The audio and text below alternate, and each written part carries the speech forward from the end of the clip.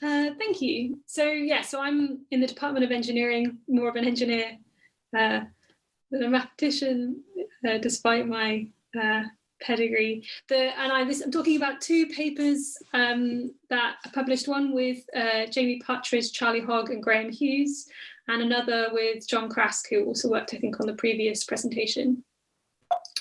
Right. So I'm very interested in turbulent stratified mixing, which is frequently described in terms of a parameter known as the mixing efficiency.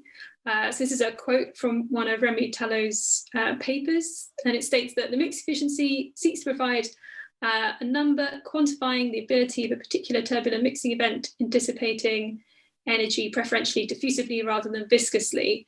And so the sort of definition is that it's the energy used in mixing, which I'll define shortly, divided by the energy that was available to do the mixing. And it's tempting to think about this in terms of we've got some box which has a stratification in, and the thing we want is the buoyancy flux across this box.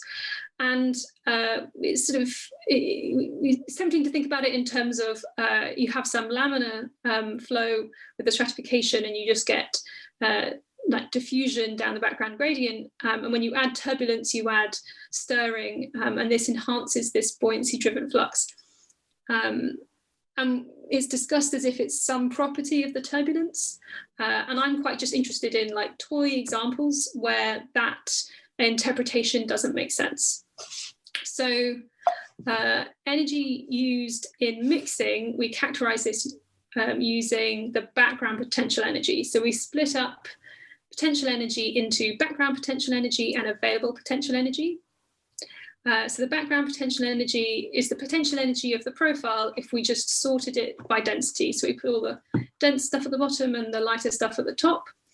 And this background potential energy will increase if we have any mixing.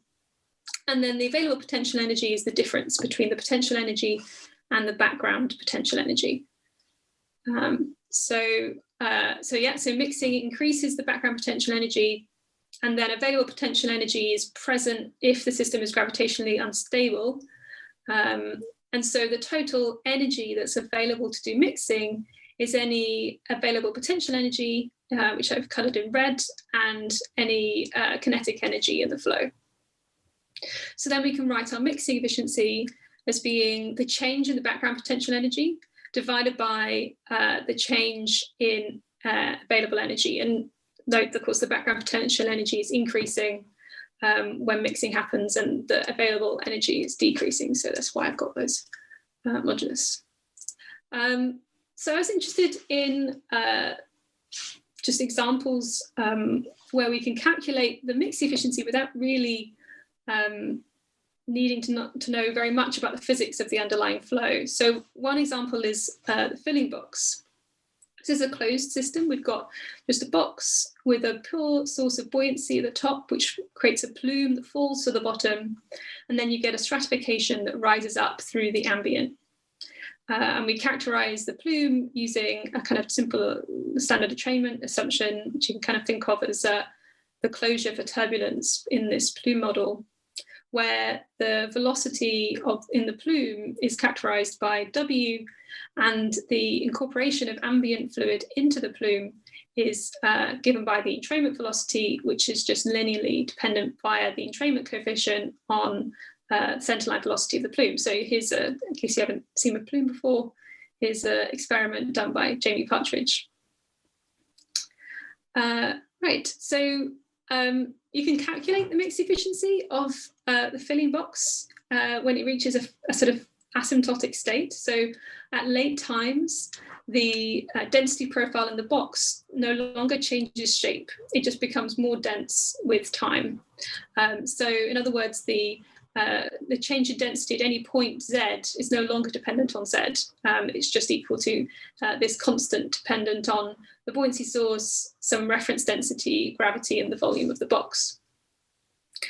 And we can calculate the change in background potential energy with time by comparing this change in the potential energy, the ambient profile, with the potential energy that you would get if you just allowed this blob of fluid introduced at the plume source to fall to the bottom of the box. So this Z naught is just the location of the bottom of the box, and I can make that equal to 0 without any loss in generality. So therefore I get this as being the change in background potential energy. And then the available potential energy we're adding to the flow is just equal to the energy lost if you allowed this blob of fluid to fall to the bottom of the box, which is equal to this. And so we put these two things together and we find that the mix efficiency for this is equal to 1/2. And that's independent of any kind of like properties of the turbulence doing the mixing or anything like that. It's just set by the fact that we've reached this asymptotic state where the profile no longer changes shape with time. And we can also do a kind of more transient case by using a sort of simple model for the filling box known as the Gemelli's model, which these are the Plume equations, conservation of volume flux, momentum flux, buoyancy flux, and this describes the buoyancy profile in the ambient. And you can use a similarity solution for the plume when it's falling through a constant density region, so the ambient, the kind of initial density of the box. And then just a simple numerical integration layered model for the density profile once the plume reaches the bottom and builds up to the stratification. So this is what the density profile looks like with time. And this orange line here is the height of the first front, and the mix efficiency essentially here is just equal to the potential energy of the box with time, because my non-dimensionalized available potential energy is just equal to 1. So it sort of increases monotonically up to that steady state late time value of 1/2. It's kind of interesting that this value of 1/2 has popped up, because value of 1/2 often pops up, for example, in convection problems, and problems just where you're limited by the amount of mixing that can happen in the flow. Right, so an alternative, another kind of simple example where we can think about what does the mix efficiency mean in this case is the emptying filling box. So this is where we've poked a hole in the top and the bottom of our box, and so we now allow a through flow. This plume builds up a stratified layer at the bottom half of the box with drives of flow. And you reach a steady state because the flux, volume flux into this layer through the plume is equal to the volume flux out of the bottom of the box. So here we have, it's actually got holes at the bottom at the top, and you reach a kind of steady state have an ambient layer above a constant density lower layer at late time. So yeah, so we can also calculate mix efficiency for this emptying filling box case. So in steady state, sort of the thing that the height of this ambient layer, non-dimensionalized by the height of the box, will be controlled by this equation. So this is the rescale. This is like A star is a function of the opening areas. C is just a constant, and this is the non-dimensional ambient layer height. And again, we can calculate the change in background potential energy. This time, we're more thinking about the flux of background potentially out of the box that's needed to kind of balance the mixing that's occurring. And then again, the available potential energy flux into the box is just the same as it was before. And what we get is that the mix efficiency is equal to 1 minus this non-dimensionalized ambient layer height. So when we have a very deep mixed layer, there's a very high mixing efficiency. And when we have a very shallow mixed layer, there's a very small mixing efficiency. One way of thinking about this is that you're kind of restricting where buoyancy can do work on the flow. So buoyancy can only do work on the flow where there are buoyancy differences between the plume and the ambient, which is only true over this this height, ambient layer height. Oh, sorry, chi. I don't know why I'm saying zeta. And whereas once you reach this lower layer, you can no longer do any more mixing because the density differences have disappeared.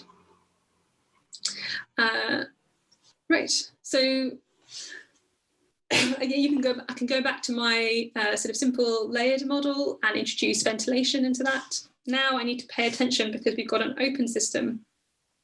So the box, before I was just focusing on what was the potential energy inside the box, and now I need to pay attention to how much potential energy am I losing through ventilation. It's kind of important difference between the closed and the open system. And when I again run my Germany model, so here you can see that at early time, the box potential energy increases at an increasing rate, which then decays down at a late time because the potential energy with the density profile in the box is not changing with time. E box, the change in potential energy of the box goes down to 0. Whereas the ventilation potential energy, so the potential energy lost through ventilation increases over time. It starts quite small because there's no stratification to drive a flow. And then at late time, it completely dominates the potential energy change when it reaches a sort of steady state. This dotted line here is the height of the mixed layer with time, which can overshoot. I've just picked a particular set of parameter values where it does overshoot, whereas the mixed efficiency is just a monotonic increasing function up to the sort of steady state value.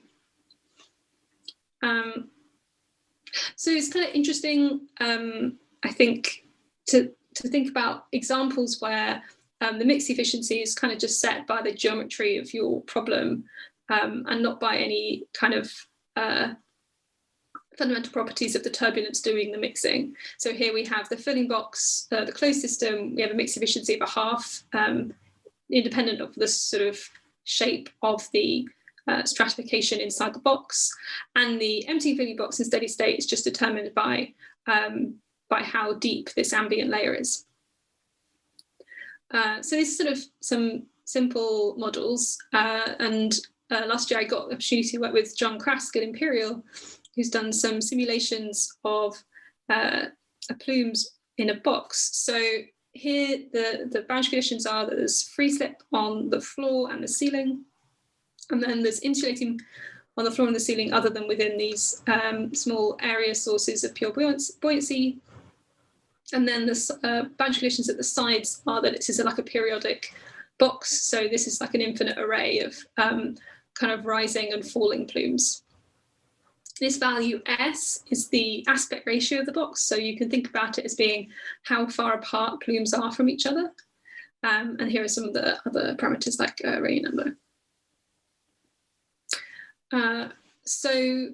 If the plumes are far enough apart, then you get, instead of the sort of well-mixed state you're used to seeing in Rayleigh-Bernard convection, you see a 2-layer stratification. Here we have an upward lifting plume and then a downward falling plume. And in the modeling, I'm going to approximate the plume as effectively like a jet above this interface. Obviously, there are still buoyancy differences still existing, but averaged across the jet, the buoyancy difference integrates to 0. So now we have the simulation data, we can start thinking not just about the global integral, but about integrals over sections of the flow and even local values of available potential energy and background potential energy. So this was effectively my definition before of available potential energy. You can't just get rid of the integral, you have to make sure your definition is positive definite. So the local available potential energy defined by Holiday and McIntyre is composed of 2 parts. So this bit is the potential energy that you would release if you move a blob of fluid to its position of neutral buoyancy in the sorted profile. And then this is the corresponding movement of all of the rest of that column of fluid. So you have to account for the fact that the environment has to move as well.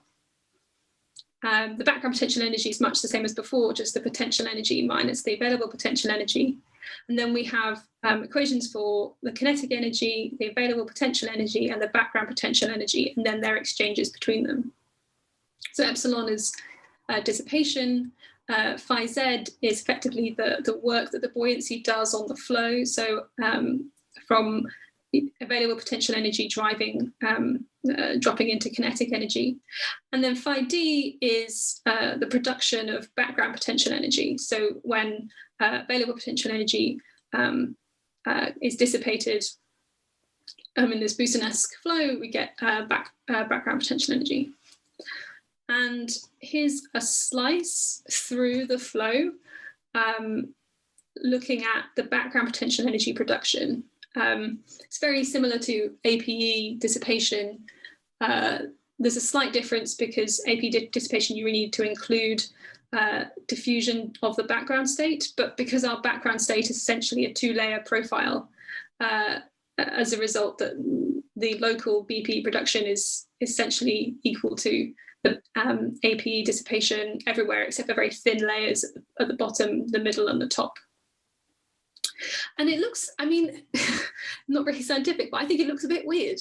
I think it really highlights that this background potential energy is not just the dissipation of buoyancy variance. Like, it depends on the buoyancy gradients in the flow, but it also depends on this parameter here. So this is the PDF of density. So it's how much of each value of density we have in our flow. And because the background profile, if you sorted all of this by density, what you would essentially have is a two-layer structure. This PDF essentially looks like two peaks of the density. So energetically speaking, when we talk about mixing being akin to APE dissipation or BPE production, what we're saying is the most important mixing is at the mean densities of the two layers, which is why you have such a strong peak in this color map, which I point out is logarithmic. So the most important mixing, energetically speaking, is all happening at the very edge of the plume, because that's where you have very strong gradients and where you have a density which is close to one of the layer densities. It's also kind of why this looks a wispy, because even though the gradients are small, the density is close to the ambient density. Here's a video looking at, so this is, in red is dissipation, again, logarithmic color bar, and the blue is where the highest BP production is. So it's just to sort of emphasize that when you're describing mixing using changes in background potential energy, you're sort of emphasizing the edges of this plume. Okay, so just a sort of last thing, so in this paper I wrote with John, we looked at various different things associated with different ways of describing plumes, either using a kind of energetics approach or using a kind of traditional plume model entrainment approach. And you can use, you can write down a model that describes where sort of dissipation and BP production happens. So here I'm splitting the sort of region around a plume into a plume layer where the flow behaves nominally as a plume, and a jet layer where the flow behaves nominally like a jet. So the jet layer kinetic energy dissipation, you can write down the kinetic energy flux in the plume, and what you get is this 3 gamma over 8 times zeta. So gamma is just a parameter that depends on the shape of the velocity profile, and zeta is the sort of height of that plume layer. So it's the distance from the plume source. And if we say that the buoyancy can't do work in the jet layer because there's no net buoyancy difference between the jet and the layer, so the dissipation in the upper layer should be equal to the flux of kinetic energy across the interface, and then the dissipation in the lower layer is going to be equal to the work done by the plume on the flow, which essentially is equal to zeta, because that's the height over which the buoyancy can do work. And then that gives us predictions for what the dissipation should be. And that's these blue circles and crosses, which kind of match this sort of quite simple model, so long as S has become big enough, because that kind of means that you're closer and closer to this two-layer stratification. And you can write something similar for the BP production in the jet layer and the plume layer, where you're saying like the BP production in the jet layer is just equal to the flux of available potential energy across the interface. And again, this just depends, this parameter here, phi-z, is essentially the flux of APE across the interface, and that's entirely determined by the velocity and density profiles, like the shape of the velocity and density profiles. This is very similar to this equation here, where I've taken the addition of energy minus what goes to kinetic energy minus what gets fluxed across to the upper layer. And again, these are like the orange circles is the plume layer BP production, and then the crosses are the jet layer BP production. And for none of these values do you need to know what the entrainment coefficient was. They're all just determined by the shapes of the profiles, and you don't need to know anything about entrainment. Okay, so I was sort of interested in looking at some simple examples where to understand like what mixed efficiency might tell you. In the kind of emptying filling box and filling box examples, you saw how mixed efficiency in a closed system can be limited when in an open system it's not. And then did some more detailed DNS with John Krask, where one of the many things we sort of looked at was the energetics. And we see that the energetics are independent of entrainment, even though the entrainment is the thing that's determining the buoyancy profile and the volume flux. Thank you.